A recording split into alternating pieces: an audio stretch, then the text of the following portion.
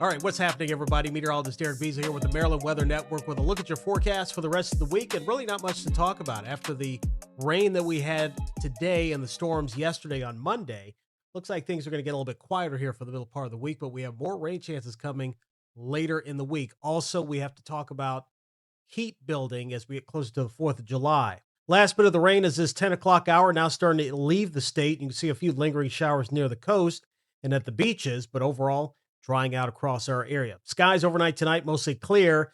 Temperatures falling into the low to mid 60s as you wake up tomorrow morning on your Wednesday, and then by afternoon, we should top out in low to mid 80s across the region. Speaking of the rainfall totals, some pretty decent totals across the area, ranging anywhere from about an inch to an inch and a half in some spots. Most of us, though, got between about a quarter to three-quarters of an inch.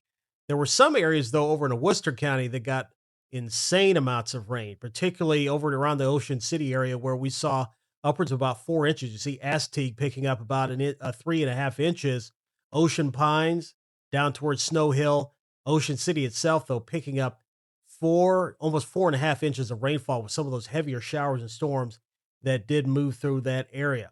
So here's your forecast for the weekend. Never too early to start talking about that. We're looking at some rain showers, maybe a thunderstorm or two on Saturday morning, and then things should get better as the afternoon goes on, as the front pushes through, and that should leave us with a pretty nice forecast as we head into your Sunday.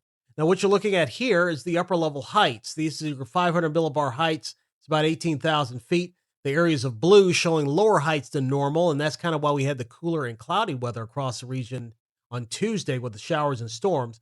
Watch what happens as we go through time. We're going to start to see those lines rise up in a little bit more orange and red, especially as we get towards the early part of, or at least the middle part of next week. And then we're talking about, actually, this is a couple, 2 weeks from now, or a little over a week, I should say.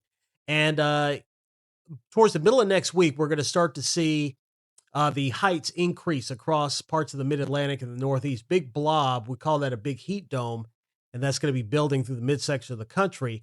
That is what's going to help bring high temperatures well into the 90s for much of the mid-Atlantic. So we're talking about heat index values getting back close to or above 100 degrees as we get closer to the 4th of July, which, by the way, is coming up a week from Saturday. All right, here's forecast lows tonight. 50s and 60s, comfortable night. Wednesday, highs low 80s. And then your 7-day forecast showing those rain chances returning to the area on Friday. A few scattered showers and storms there. A little bit cooler with some rain on Saturday, mainly in the morning.